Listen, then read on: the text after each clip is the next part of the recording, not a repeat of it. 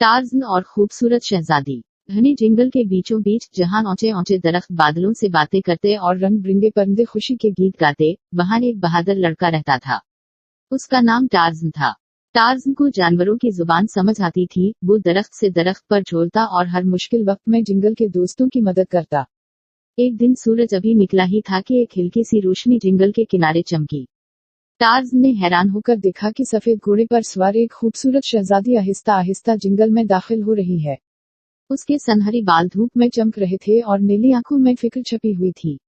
Tarzan ने दरख्त की शाख से नीचे छलांग लगाई और अदब से बोला, सलाम खूबसूरत मेहमान, आप उस जंगल में अकेली कैसे आ गईं? शहजादी ने आ भरी, मेरा नाम शहजादी आलिया है। मैं अपने महल से अपने वालिद बादशाह के लिए एक नायाब फूल लेने निकली थी, जो सिर्फ उस जंगल के बीचों बीच खुलता है। मगर मैं रास्ता भटक गई हूँ। टार्ज़न ने मुस्कुराते हुए कहा, फिक्र न करें, मैं आपकी मदद करूंगा। लेकिन ये सफर आसान नहीं होगा। यहाँ छिपे खतरे भी हैं। शहजादी ने हिम्मत से जवाब दिया, मैं तैयार हूँ। दोनों ने घने दरख्तों के बीच सफर शुरू किया। रास्ते में एक नदी आई, जिस पर कोई पल नहीं था। टार्ज़न ने बील पकड़कर दरख्त से झोला लगाया और शहजादी को भी इसी तरह पार कराया। शहजादी हैरान रह गई कि टार्ज़न कितना फर्तीला है। आगे चलकर उन्हें एक जख्मी हरन मिला, जिसका पांव कांटे में फंसा हुआ था। शहजादी ने नरमी से कांटा निकाला और हरन को पानी पिलाया। हरन ने शुक्रगुजारी में सर झुकाया और बोला, आपके दिल में मोहब्बत है शहजादी।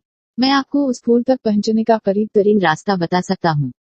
हरन की बताई राह पर वो एक गहरे गार तक पहुंचे। गार के अंदर अंधेरा था और अजीब सी आवाजें आ रही थीं।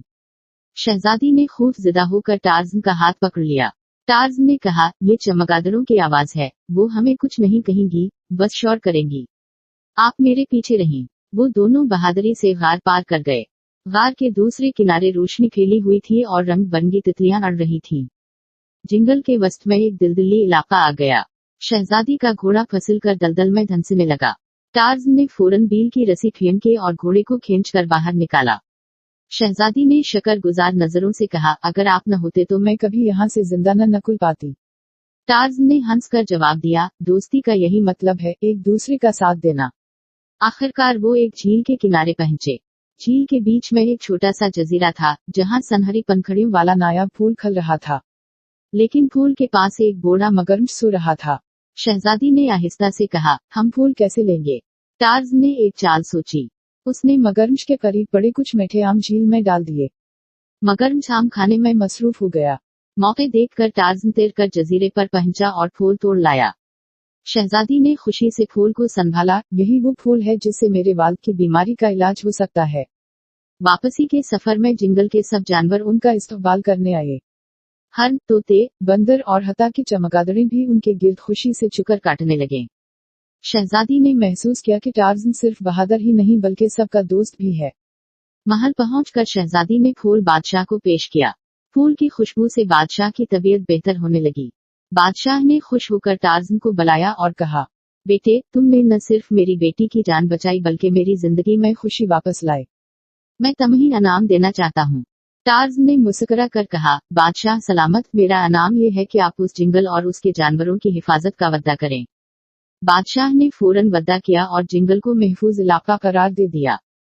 शहजादी आलिया ने टार्ज़न को अलविदा कहा, तुमने मुझे बहादुरी, दोस्ती और फितरत से मोहब्बत का मतलब सिखा दिया। टार्ज़न दरख्त की शाख पर झूलते हुए मुस्कुरा कर बोला, दोस्ती हमेशा दिल में रहती है, महल या जंगल में नहीं। और उसके बाद जंगल में एक नई कहानी सुनाई जाने लगी, बहादुर टार्ज़न और खूबसूरत शहजादी की, जिन्होंने एक दूसरे की मदद करके सबके दिल जीत लिए।